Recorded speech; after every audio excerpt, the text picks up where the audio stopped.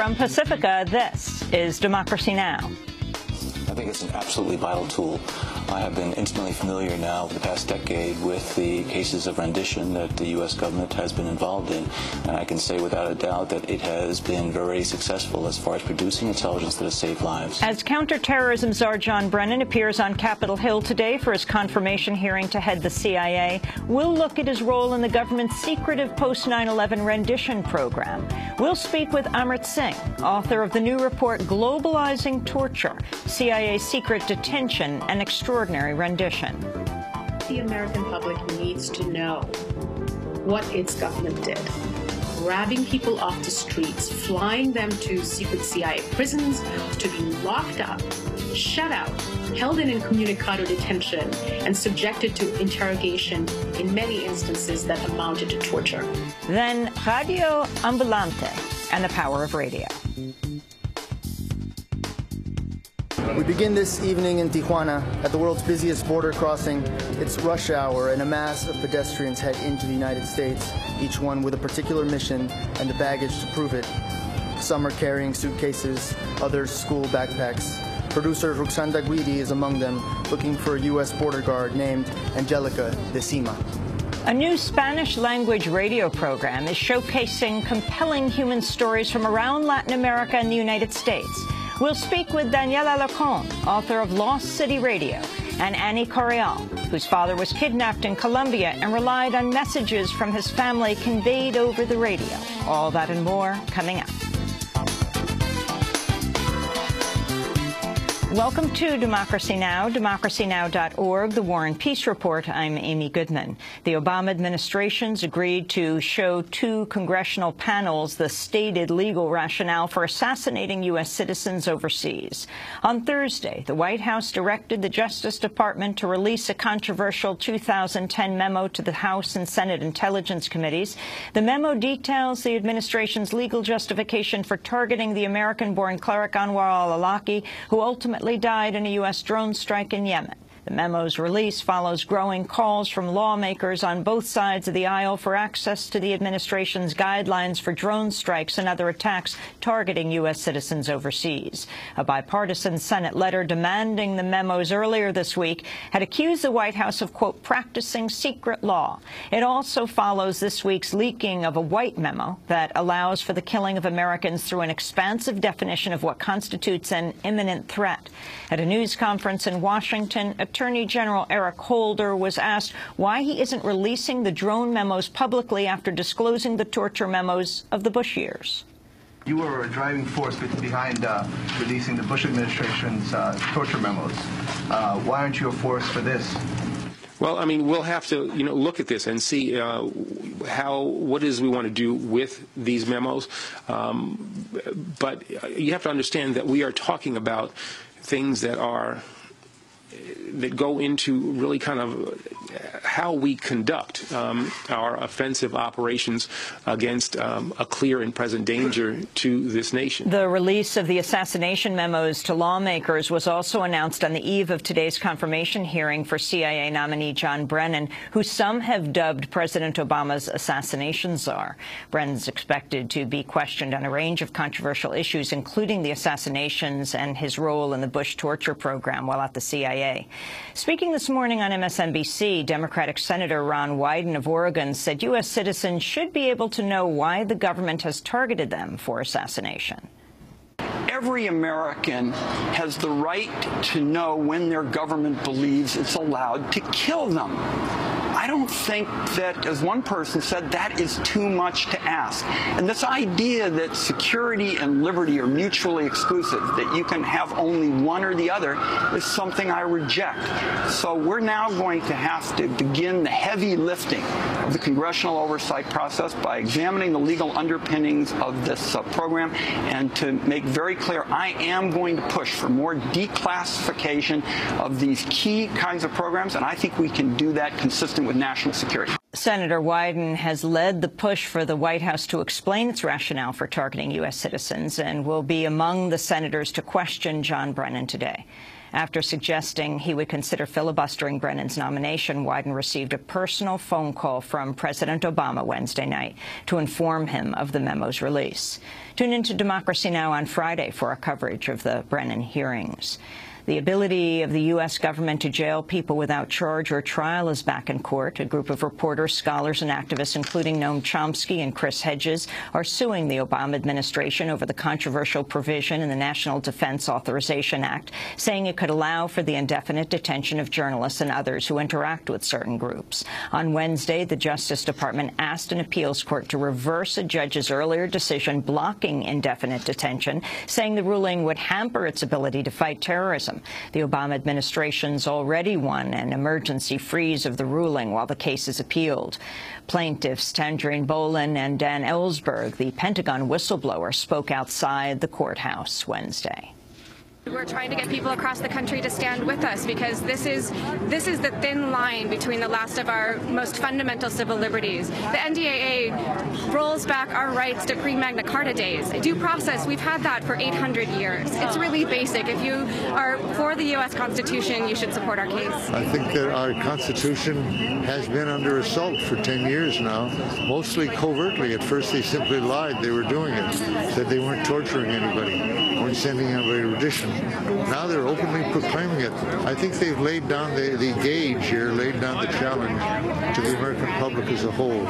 To hear a full interview with Dan Ellsberg, you can go to our website at democracynow.org.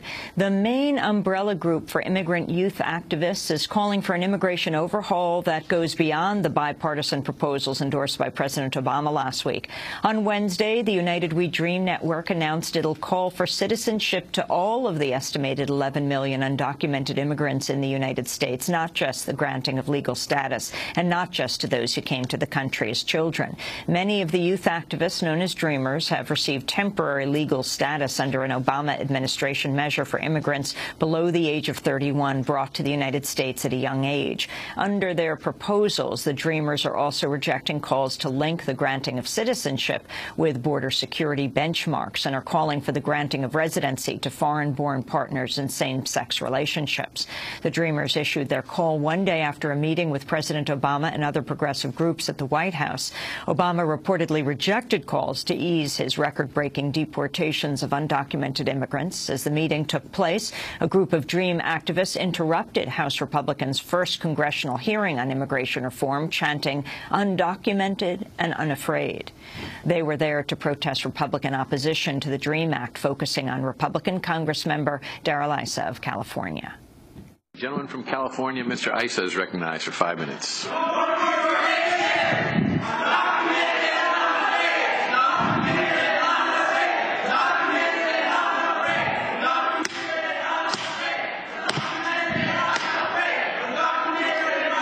The committee will have order. This is not the way to make your point. All of those must leave.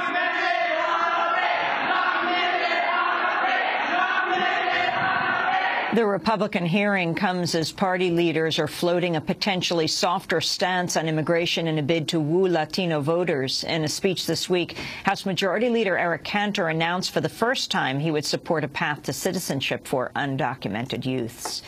The Obama administration's announced a new expansion of sanctions against Iran. On Wednesday, the Treasury Department said it would pressure countries buying Iran's oil to withhold direct payments and instead force Iran to purchase their goods. The Treasury also widened a sanctions list to include Iranian media groups involved in state censorship.